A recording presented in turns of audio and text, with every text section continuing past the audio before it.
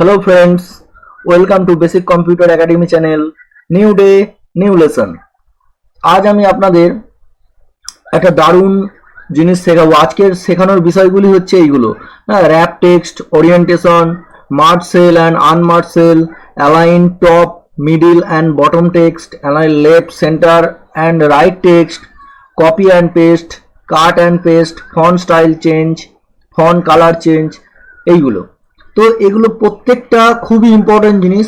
আমি একটা একটা করে আপনাদের দেখাচ্ছি, সেগুলো ভালো করে দেখে নিন। আচ্ছা, আমরা আগে একটা আলাদা রকম স্টুডেন্ট রেজাল্ট শিট বানিয়েছিলাম।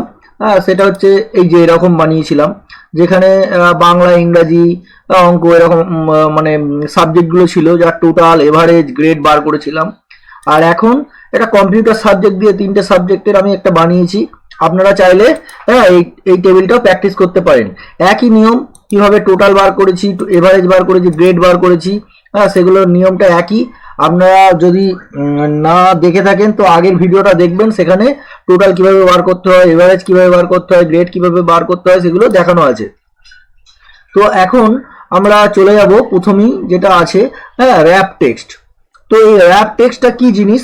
র্যাপ টেক্সটটা হচ্ছে, সাপোজ ধরুন আপনি একটা কিছু টেক্সট লিখেছেন, মানে ধরুন আমি এটা একটু ছোট করে দিচ্ছি। দেখুন এই যে নামগুলো, কিছু কিছু নাম দেখুন, এই যে এখানে রূপকুমার, তখন টাইটেলটা দেখুন ভেতর দিকে ঢুকে গেছে। হ্যাঁ, এই যে সৌগত, টাইটেলটা দেখুন ভেতর দিকে ঢুকে গেছে, মানে লেখাগুলো ভেতর দিকে ঢুকে যাচ্ছে। তো র্যাপ টেক্সট করলে কি হবে না, যেটা ভেতর দিকে ঢুকে যাচ্ছে তো সেই ওয়ার্ডটা অটোমেটিক নিচেতে চলে আসবে। মানে আমি এই ঘরগুলো একটু বড় বড় করে নিই, তাহলে আপনাদের বুঝতে সুবিধা হবে। একটু বড় বড় লম্বা লম্বা করে নিলাম। হ্যাঁ, এবার দেখুন আমি এটাকে সিলেক্ট করছি। হ্যাঁ, এই যে র্যাপ টেক্সটে গেলাম, এই যে কোথায় অপশানটা আছে, হোম ট্যাবের মধ্যে এই অ্যালাইনমেন্ট যে গ্রুপ আছে তার মধ্যে যে র্যাপ টেক্সট বলে অপশান, এখানে যখন আমি মাউস পয়েন্টারটা যখনই নিয়ে যাচ্ছি, এই যে এই অপশানটা দেখতে পাচ্ছি দেখুন। হ্যাঁ, দেখুন এই যে কীরকম দেখাবে, এই যে মাইক্রোসফট এক্সেলটা দেখুন ভেতরের দিকে ঢুকে গেছে। এটা যখনই আমি র্যাপ টেক্সটে ক্লিক করব, এই রকম হয়ে যাবে। মাইক্রোসফট এই এক্সেলটা দেখুন নিচেতে চলে এসছে। হ্যাঁ, এখানে দেখুন লেখা আছে, wrap extra long text into multiple line so you can see all of it. হ্যাঁ, লেখা আছে। তো আমি এটা সিলেক্ট করে নিলাম। সিলেক্ট করে আমি যদি এই র্যাপ টেক্সটে ক্লিক করি, দেখুন এই যে রূপকুমার দাসটা দেখুন এই যে নিচের দিকে চলে এলো, সৌগত দত্ত এই যে নিচের দিকে চলে এলো। হ্যাঁ, মানে একটা ঘরের মধ্যেই আমার সব ধরে গেল ভেতর দিকে, আর মানে ঢোকেনি, একটাও ঢোকেনি। হ্যাঁ, তো এটা হচ্ছে র্যাপ টেক্সট। এটা একটা খুবই গুরুত্বপূর্ণ জিনিস। এবার আপনি যদি চান যে না থাক, আমার এরকম নিচেই দরকার নেই, তাহলে আবার আপনি এই র্যাপ টেক্সটে ক্লিক করে দিন, আবার ওই রকম আগের মতন হয়ে যাবে। দিয়ে এটাকে আপনি বাড়িয়ে নিন, হয়ে গেল। এরকমও করতে পারেন। আবার অনেক সময় আমাদের এটা কাজের ক্ষেত্রে দরকার লাগে, যে কোনো একটা হেডিং বা কিছু লিখছি, যেটা হয়তো এক লাইনে হলে ভালো হতো অল্প জায়গার মধ্যে। হ্যাঁ, সেক্ষেত্রে কি হবে, আপনি র্যাপ টেক্সট করে নেবেন এখান থেকে গিয়ে। হ্যাঁ, সেটা র্যাপ টেক্সটে ক্লিক করবেন, দেখবেন ওটা র্যাপ টেক্সট হয়ে যাবে। হ্যাঁ, র্যাপ টেক্সটে ক্লিক করলে আপনি অটোমেটিক এটা তলার দিকে চলে আসবে। যতটা আপনি ছোট করতে চান করবেন। হ্যাঁ, অটোমেটিক সেটা বাকি অংশটা তলার দিকে চলে আসবে। ঠিক আছে। আর আপনি যদি না চান, সিলেক্ট করে আবার র্যাপ টেক্সটে ক্লিক করে দিন, এটা বাড়িয়ে নিন, তাহলেই হয়ে গেল। আচ্ছা, নেক্সট কি আছে, ওরিয়েন্টেশন।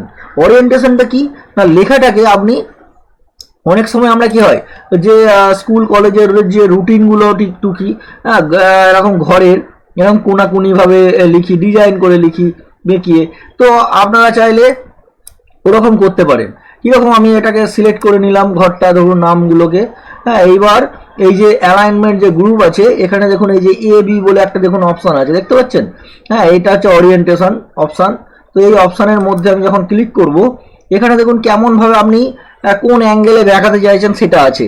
এটা দেখুন এই যে ওপর দিকে এরকম হবে, এটা হচ্ছে এরকম নিচের দিকে হবে। আমি এটা যদি ক্লিক করি দেখুন, তাহলে বুঝতে পারবেন। যদি ক্লিক করি দেখুন লেখাগুলো এরকম উপর নিচে হয়ে গেছে। হ্যাঁ, এই যে বুঝতে পারছেন, এরকম এই যে উপর নিচে হয়ে গেছে। তো এইভাবে আপনি যদি চান যে এটা নিচের দিকে করব, উল্টো দিকে বেঁকাবো, আপনি এরকমও বেঁকাতে পারেন। হ্যাঁ, আপনি যদি চান এটা এরকম নিচে নিচেই থাকবে, তো এরকমও আপনি করতে পারেন। আপনি ইচ্ছা অনুযায়ী যে কোনো লেখাকে আপনি ওপর নিচে হ্যাঁ এরকম করতে পারেন, ঠিক আছে। আবার যদি সোজা করে দেন তাহলে কি করবেন, তো এই অপশানে যাবেন, এই অপশানে গিয়ে আবার এই অ্যালাইনমেন্ট এই অপশানটাতে ক্লিক করে দেবেন, আবার সোজা হয়ে যাবে।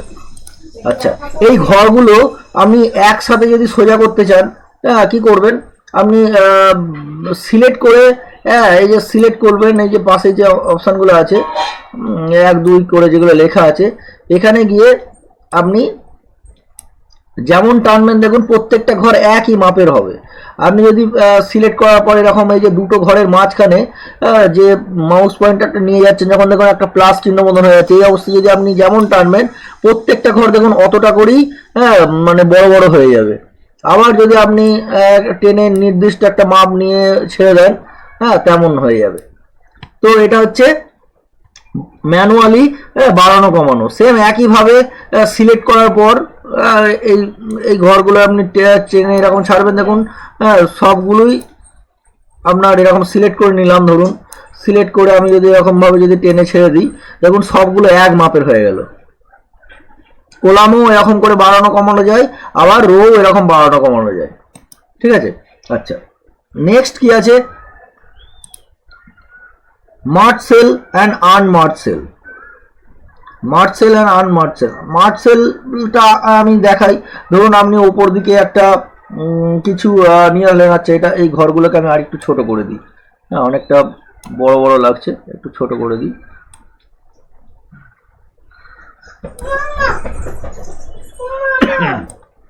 তো এরকম হলো। এইবার আমি কি করব, উপর দিকে ইনসার্ট রো করছি, এখানে ক্লিক করে হ্যাঁ এই যে ইনসার্ট যে অপশন আছে এখানে ক্লিক করছি, দেখুন উপর দিকে আমার ইনসার্ট রো নিয়ে নিলাম।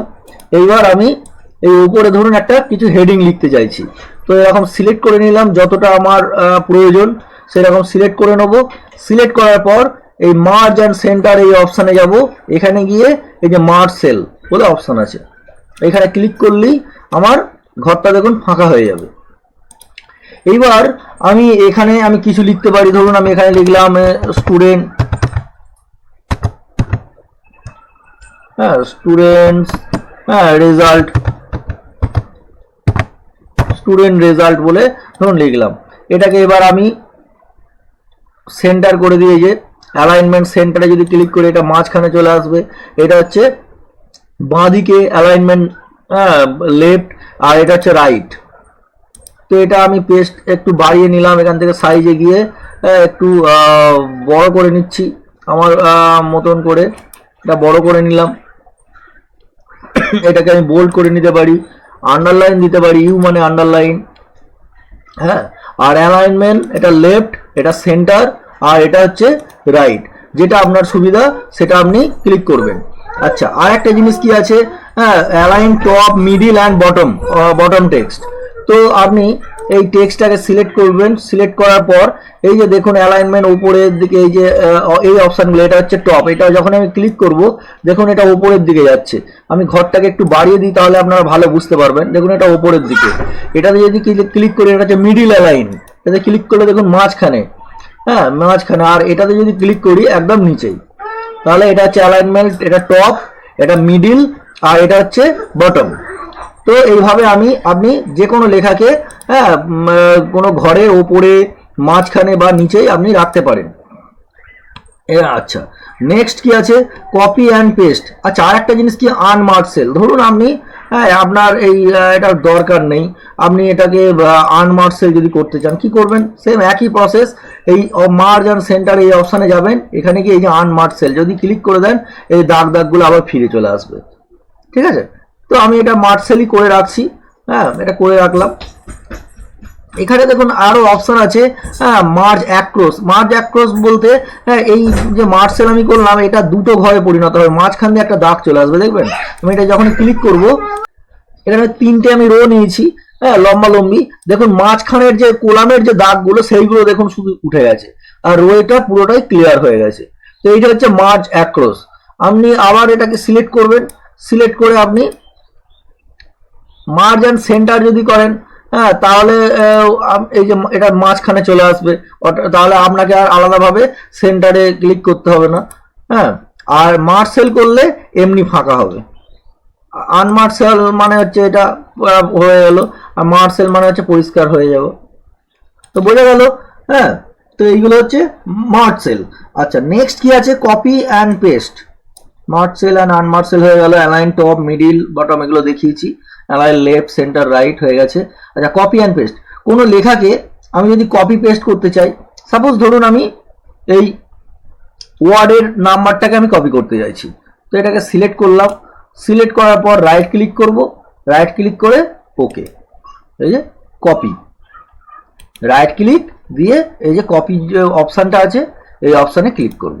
অথবা কিবোর্ডের কন্ট্রোল বাটনটা চেপে ধরে সি বোতামটা প্রেস করবেন, কন্ট্রোল সি মানেও হচ্ছে কপি। এইবার আমি রাখবো কোথায়? ধরুন আপনি সাপোজ এই পাঁচটা এখানে রাখবেন, কোনো দরকারের জন্য আপনি আপনার প্রয়োজন পড়ছে কপি করে এখানে পেস্ট করবেন, বা আপনি অন্য পেজেও আপনি কপি করতে পারেন, যে অন্য একটা সিট নিলেন, এইখানে গিয়ে আপনি কপি করবেন। তো এখানে কন্ট্রোল বাটনটা চেপে ধরে যদি ভি বাটন প্রেস করেন তাহলেও হবে, অথবা রাইট ক্লিক করে এই যে পেস্ট অপশন আছে এখানে ক্লিক করবেন, এখানে চলে আসবে। যেটা ইচ্ছা আপনি সেটা করবেন। তো এইভাবে আপনি কপি করতে পারেন। কপি করলে কি হবে? আপনার অরিজিনালটাও থাকবে, আবার ডুপ্লিকেট একটা তৈরি হয়ে যায়, এটা জানেন আপনারা আগে থাক থেকেই। আচ্ছা, আর আরেকটা কি আছে? কাট অ্যান্ড পেস্ট। কাট পেস্টটা কি? অরিজিনালটাই কেটে অন্য জায়গায় বসানো। সাপোজ আমি এইটাকে কাট করছি, কন্ট্রোল এক্স, কন্ট্রোল বাটনটা চেপে ধরে আমি যদি এক্স কে ক্লিক করি, এটা কাট হয়ে যাবে। এবার ধরুন এখানে আমি বসাতে চাইছি, কন্ট্রোল ভি হয়ে গেল। অথবা রাইট ক্লিক করবেন, রাইট ক্লিক করে কাট অপশানে ক্লিক করবেন, যদি ধরুন এরকম জায়গায় রাখতে চাইছেন তো রাইট ক্লিক করে পেস্ট। ঠিক আছে, তো এটা হচ্ছে কাট পেস্ট হলো। তারপরে কি আছে? ফন্ট স্টাইল চেঞ্জ আর ফন্ট কালার চেঞ্জ। আচ্ছা, ফন্ট স্টাইল চেঞ্জ বলতে এই যে লেখাগুলোর স্টাইল আপনারা চাইলে চেঞ্জ করতে পারেন। আপনি ধরুন এইগুলোকে সিলেক্ট করলাম, সিলেক্ট করে নিলাম, এই যে সিলেক্ট করার পর এই যে ফন্ট গ্রুপের মধ্যে, হ্যাঁ, যে এই যে অপশান যেটা আছে ফন্ট অপশান, এখানে গিয়ে আপনি ইচ্ছা মতন যে কোনো স্টাইল আপনার যেটা পছন্দ, হ্যাঁ, আপনার ইচ্ছা মতন আপনি এখান থেকে ফন্ট স্টাইল চেঞ্জ করতে পারেন। হ্যাঁ, যেটা ইচ্ছা আপনি সেটা করতে পারেন।